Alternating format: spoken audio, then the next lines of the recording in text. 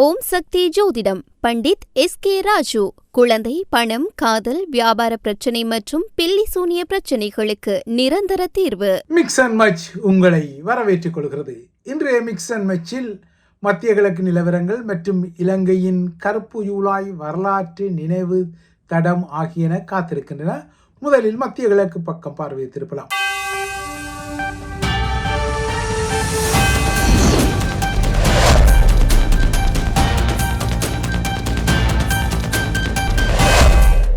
America கடந்த 3 நாட்களாக Iran மீது தாக்குதலை நடத்தவில்லை என்ற விடயம் நீங்கள் செய்திகளின் வாயிலாக அறிந்து கொண்ட விடயம். ஈரானுடனான புதிய பேச்சுவார்த்தைகளுக்கு ஒரு அவகாசத்தை வழங்கும் வகையில்தான் இந்த இராணுவ நடவடிக்கைகள் நிறுத்தி வைக்கப்பட்டிருப்பதாக அமெரிக்க தரப்பில் ஒரு புதிய கதை கூறப்படுகின்றது. அமெரிக்காவை பொறுத்தவரை அது அண்மையில் 13 நாட்களாக தொடர்ச்சியாக ஒவ்வொரு இரவும், அதாவது தினசரி இந்த 13 நாட்களாக ஈரான் மீது தீவிரமான தாக்குதல்களை நடத்தி இருந்தது.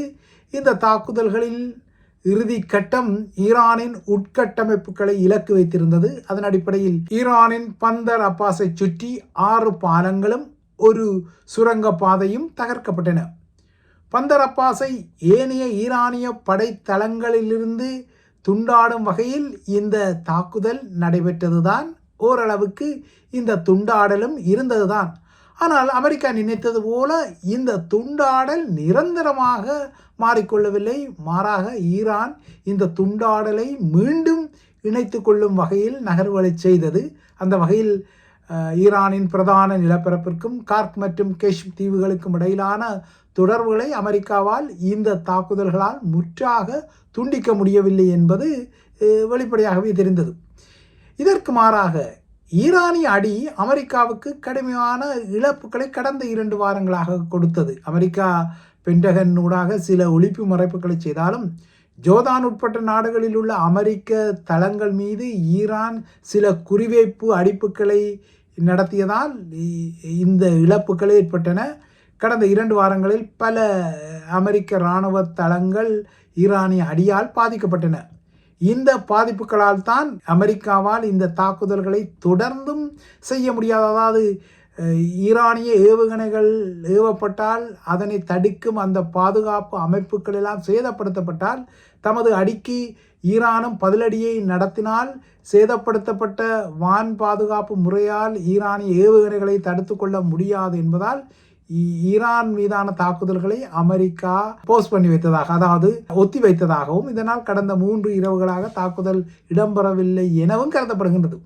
இதற்கிடையே அண்மைய மத்திய கிழக்கு இழப்புகள் குறித்த அறிவிப்புகளில் சற்று பம்மி பதுங்கிய அமெரிக்க பாதுகாப்பு அமைச்சகமான பென்டகன் திடீரென 140க்கும் மேற்பட்ட அமெரிக்க படையினர் காயமடைந்ததாக ஒரு பதிவிடலை அனெக்ஸ் பண்ணியது. கடந்த வாரம் ஈரானிய தாக்குதல்களால் 4 படையினர் மத்திய கிழக்கில் பலியாகி ஜோர்தான் உட்பட்ட இடங்களில் பலியாகி பெரும் இழப்புகளை ஏற்படுத்திய நிலையில் இந்த மாதம் மட்டும் மத்திய கிழக்கில் ஈரானிய தாக்குதல்களால் 140க்கும் மேற்பட்ட அமெரிக்க படையினர் காயமடைந்தனர் என்ற விவரங்களை தற்போது பென்டகன் பட்டியலிட்டுள்ளது. கடந்த வாரம் வரை பென்டகனின் பட்டியலிடலில் காயமடைந்த படையினரின் எண்ணிக்கையாக 482 தான் இருந்தது. அதாவது மத்திய கிழக்கு நிலவரங்களில் காயமடைந்த படையினராக 482 பேர் தான் குறிப்பிடப்பட்டிருந்தனர். ஆனால் இப்போது திடீரென அந்த தொகை அதிகரிக்கப்பட்டு 624 படையினர் இந்த போரில் காயமடைந்துள்ளதாக பென்டகன் பதிவிட்டுள்ளதால் இந்த 482க்கும் 624க்கும் இடையிலான இந்த தொகை கடந்த 2 வாரங்களாக காயமடைந்த படையினரின் தொகையாகத்தான் கருதப்படுகின்றது. கடந்த இரவுடன் சேர்த்து 3வது இரவு ஈரான் மீது தாக்குதல்களை அமெரிக்கா நடத்தவில்லை. அமெரிக்கா அடிக்காததால் ஈரானும் தனது ரெசிப்ரோகேட் அடியை பதிலாக வழங்கிக் கொள்ளவில்லை. இதனால் கொஞ்சம் அமைதி நிலவுவது என்னவோ உண்மைதான்.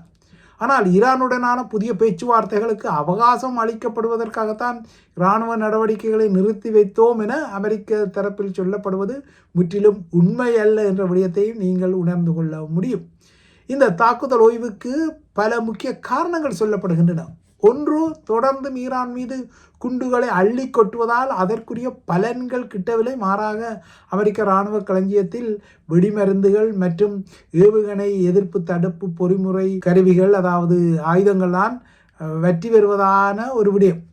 எனினும் விழுந்தாலும் மிசைல் மண்ணொட்டவில்லை என்பதாக இராணுவ நடவடிக்கைக்கு தேவையான கையிருப்பு களஞ்சியத்தில் இருப்பதாக ட்ரம்ப் தரப்பு அரசியல்வாதிகள் சொல்லிக் கொண்டாலும் படைய தரப்பின் யதார்த்தம் வேறு விதமாக சொல்லப்படுகின்றது. போரை ஒரு பெருமளவில் இன்னும் தீவிரப்படுத்த ட்ரம்ப் விரும்பிக் கொண்டாலும் அவ்வாறான தீவிரப்படுத்தலுக்கு தேவைப்படும் வெடிமருந்துகளின் கையிருப்பு குறித்து, குறிப்பாக ஈரான் ஏவுகணைகளை ஏவ அவற்றை தடுக்க ஏவப்படும் அமெரிக்காவின் ஏவுகணை தடுப்பு ஆயுதங்கள் முறையாக போதுமான அளவில் இல்லை, அவை வெற்றி வருகின்றன என்பது குறித்து அமெரிக்காவின் கூட்டுப்படை தளபதி ஜெனரல் டன்கைன் கவலைகளை எழுப்பியது ஒரு முக்கியமான விடயமாக இருக்கின்றது. அமெரிக்க ஜெனரலின் இந்த கவலைக்கு துணையாக அமெரிக்க துணை அரசு தலைவர் ஜேடி வான்ஸும் ஒரு ஆதரவு நிலையை எடுத்ததால் ட்ரம்புக்கு இது ஒரு செய்தியை வழங்கியதா. ஜெனரல் டான்கைனும் உப அரசு தலைவரும் ஒரு பக்கத்தில் நிற்க, அதாவது போரை மீண்டும் தீவிரப்படுத்தக்கூடாது என்ற ஒரு நிலைப்பாடு நிற்க, போரை மீண்டும் தீவிரப்படுத்த வேண்டும், ஈரானை நொறுக்கி தள்ள வேண்டும், உட்கட்டமைப்புகளை அழிக்க வேண்டும் என்ற நிலையில் உள்ள ட்ரம்புக்கு அது ஒரு நெருடலான செய்தியை வழங்கியுள்ளது.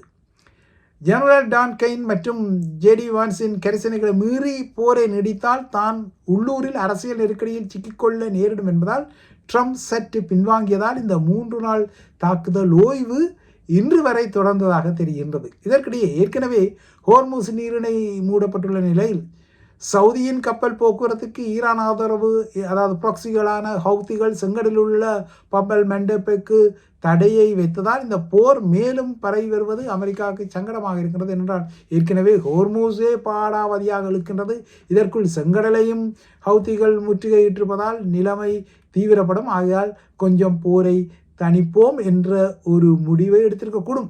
ஆனால் இது உண்மையில் கடந்த 3 நாட்களாக அமெரிக்க தாக்குதல்கள் ஈரான் மீது இடம்பெறாமல் விட்டாலும் இது ஒரு நிரந்தர ஓய்வா என்பதில் உறுதிப்பாடுகள் ஏதுமில்லை. ஏனெனில் போரை தீவிரப்படுத்துவதில் தான் ட்ரம்புக்கு விருப்பம் உள்ளது. அதற்கேற்ற வகையில் இஸ்ரேலின் மந்திர ஆலோசனைகள் இல்லை என்றால் சதி திட்டங்கள் எல்லாம் இருக்கின்றது, வேறு விடயம். இப்போது அமெரிக்காவின் இந்த ஓய்வு நிலையை இதுதான் கிடைத்தது தாயம் என நினைத்து ஈரானும் தனது தரப்பில் ஒரு வெற்றியாக காட்டிக்கொள்ள முனைகின்றது. இது உண்மையாக இருக்குமா என்பதில் கேள்விகள் இருந்தாலும் ஈரான் அதனை கச்சிதமாக செய்கின்றது. அமெரிக்கா இந்த 5 மாத கால போரில் கடுமையான சோர்வைத்தான் விளைவாக பெற்றதாகவும், மறுதரப்பை அமெரிக்காவின் இந்த சோர்வு ஈரானுக்கு வெற்றியை வழங்கியதாகவும் ஈரானிய தரப்பில் சொல்லப்படுகின்றது. அமெரிக்காவால் ஈரானின் பாதுகாப்பை எவ்வளவுதான் அடியென அடித்தாலும் சிதைத்து கொள்ள முடியவில்லை. இதனால் தொடர்ந்தும் அடியென அடித்து கலைத்த அமெரிக்கா இப்போது ஒரு வியூக சோர்வை பெற்று இந்த ஓய்வில் நிற்பதாக ஈரானிய உரிமைகோரல்கள் வருகின்றன. அமெரிக்க தரப்பிலிருந்து எந்த தெளிவான வியூகத்தையும் இன்னமும் அடையாளம் காண முடியவில்லை என குறிப்பிடும் ஈரான் ஹோர்முஸ் நீரிணையை திறப்பதிலும் அமெரிக்கா தோல்வி அடைந்துள்ளதாகவும், ட்ரம்பை தூண்டி அவருக்கு பொய்யான தகவல்களை வழங்குவதன் மூலம் இஸ்ரேல் இந்த போரை தீவிரப்படுத்த முனைந்தாலும் இஸ்ரேலின் வியூகமும் இப்போது அமெரிக்காவின் இந்த ஓய்வு நிலையால் அடிவாங்கியதாக ஈரானிய நிலைப்பாடு சொல்லப்படுகின்றது. எதுவாறோ அமெரிக்கா இந்த தாக்குதல் ஓய்வை கடந்த 3 இரவுகளாக நடைமுறைப்படுத்தி இருக்கின்றது. இந்த பதிவுப்படும் வரை எந்த தாக்குதலும் இடம்பெறவில்லை. ஈரானின் புதிய ஆன்மீக தலைவர் மொஜ்தபா கமேனி இந்த அமெரிக்காவின் இந்த போஸுக்கு மத்தியில் லெபனானிய ஹெஸ்புல்லாக்களுக்கு ஒரு ஆதரவு அறிக்கையை வெளியிட்டிருக்கின்றார். குறிப்பாக ஹெஸ்புல்லாவின் தலைவர் நயீம் காசிம் மற்றும் அதன் தளபதிகள் போராளிகளுக்கு மொஜ்தபா கமேனி எழுதிய கடிதத்தில் ஈரானின் ஆதரவு ஹெஸ்புல்லாக்களுக்கு வெளிப்படுத்தப்பட்டுள்ளது. ஹெஸ்புல்லாவின் விடாமுயற்சியையும் உறுதியையும் பாராட்டிய மொஜ்தபா கமேனி இஸ்ரேலுக்கு எதிரான எதிர்ப்பில் ஹெஸ்புல்லா தான் முன்னணியில் இருப்பதாக போலாரம் சூட்டி கொண்டார். அதாவது ஹெஸ்புல்லாவை உசுப்பேற்றும் வகையில் ஒரு கருத்தை சொல்லியிருந்தார். ஹெஸ்புல்லாவை ஆதரித்துக் கொள்வதற்காக லெபனான் மக்களையும் அவர் பாராட்டி கொண்டார். குறிப்பாக தெற்கு லெபனானில் உள்ள மக்களை மொஜ்தபா கெமேனி பாராட்டியிருக்கின்றார். மொஜ்தபா கெமேனிக்கும் காரியமாக வேண்டும் என்பதால் ஹெஸ்புல்லாக்களை அவர் இவ்வாறு உசுப்பேற்றி பாராட்டுகளை பொழிவது வேறு விடயம். சரி, இப்போது பேச்சுவார்த்தையில் கவனம் செலுத்தப்படுவதால் தான் தாக்குதல்கள் நிறுத்தப்பட்டதாக வெள்ளை மாளிகை சுருதியை சொன்னாலும் அந்த சுருதியில் உண்மை இல்லை என்பதை நீங்களே உணர முடியும். அமெரிக்க ஆயுத களஞ்சியங்களில் ஏற்பட்ட பற்றாக்குறைதான் இதற்கு காரணம் என்பதையும் நீங்கள் ஊகிக்க முடியும். ஆனால் தாக்குதல்களின் ஓய்வு அல்லது அமெரிக்காவின் களைப்பு மறுபுறத்தை ஈரானிய யுரேனிய செறிவூட்டலை ஒரு அணுக்குண்டை தயாரிக்கும் அளவுக்கு கொண்டு செல்லாதா என்ன என்ற ஒரு கேள்வி இருந்தால் அதற்குரிய பதிலும் நீங்கள் ஊகித்துக் கொள்ளலாம். ஏனென்றால் ஈரான் மீதான தாக்குதல்களை அமெரிக்கா ஓய்வுக்கு கொண்டு வந்தால் ஈரானுக்கு மறுபுறத்தே அதனால் பல ஆதாயங்கள் இருக்கின்றது. தனது மறுகட்டமைப்புகளை அது செய்ய முடியும் என்பதால் இந்த தாக்குதல் ஓய்வை பயன்படுத்தி ஈரான் தனது யுரேனிய செறிவூட்டலை தீவிரப்படுத்தலாம் என்ற ஊகங்கள் இருக்கின்றன. ஆனால் ஈரான் இவ்வாறு யுரேனிய செறிவூட்டலை தீவிரப்படுத்துவதாக அமெரிக்காவுக்கு தகுந்த ஆதாரங்கள் கிட்டிக்கொண்டால், இல்லையென்றால் இஸ்ரேல் இதனை உசுப்பேற்றி கொண்டால் மீண்டும் ஒரு தாக்குதல் இடம்பெறுவதற்கான சாத்தியக்கூறுகளையும் மறுப்பதற்கில்லை. எதுவாறோ இந்த இடைநிறுத்தம் இன்று 3வது நாளாக நிபந்தனைக்கு உட்பட்ட ஒரு தாக்குதல் ஓய்வாகத்தான் தெரிகின்றது. எந்த நேரத்திலும் அடிகள் மாறி மாறி நடந்து மீண்டும் வேதாளம் முருங்கை மரத்தில் ஏறிக்கொள்ளலாம் என்ற ஒரு நிலைமைதான் இருக்கின்றது. ஆனால் அமெரிக்காவை பொறுத்தவரை இப்போது தனது இராணுவ களஞ்சியத்தில் உள்ள பற்றாக்குறை ஈரான் மீதான போரில் ஒரு முக்கிய தாக்கத்தை செலுத்துவதை யாரும் மறுத்து கொள்ள முடியாது.